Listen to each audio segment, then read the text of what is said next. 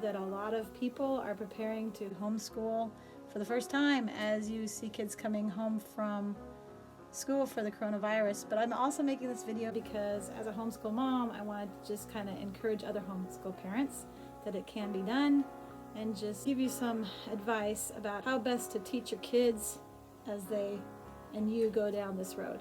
So one of the things I want to talk about is just, especially with boys, but all kids, the brain is developing as they're going through the elementary years, obviously all the way through high school. And that's one of the things that's really important to remember, is that you don't want to give them a whole lot all at one time. It's okay to give them breaks. One of the things that I've discovered as I have homeschooled my son is that our brains actually need activity in order to work. So if they're sitting for a long period of time, basically their brains shut down and they're done.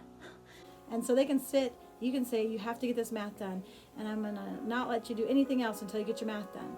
And they'll sit there for hours and never get the math done. And that's because their brain is basically done and they cannot focus on it anymore. So what I used to do with my son is I'd say, okay, hon, it's time to go outside, get a little bit of exercise, do a couple laps around the house. Funny thing is he knew that's what he needed.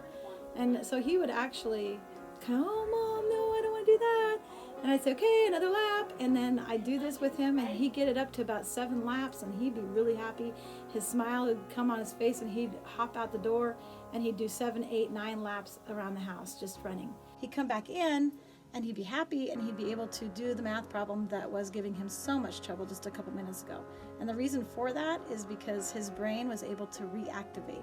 Basically, when we are exercising, our brain is getting oxygen, and it can then start to think. And if you're sitting still for a long period of time, your body's working on something else. Digestion, thinking about going to sleep, thinking about anything except for studying. And so by doing that, it gave him the ability to focus. So basically, I would say, depending on the child, every 30 minutes, I would say for kids that are between the ages of 2nd grade through 4th grade, give them a break. All right, now if they're actually working and they're actually accomplishing things, then let them continue. But if you see them hitting a brick wall, then go ahead and give them that time. Go outside, get a little bit of exercise. If they can't go outside because it's raining, give them a jump rope, a hula hoop. Do something, have them do jumping jacks, something to get their blood going. You can make it a lot of fun. Play a game of tag. One of the fun games we play is a flag jousting game. We put a handkerchief in our pocket, and they put a handkerchief in their pocket, and then you try to pull the other person's handkerchief out of the pocket before they can get yours. And actually that gets the blood going, and then they can concentrate on their studies some.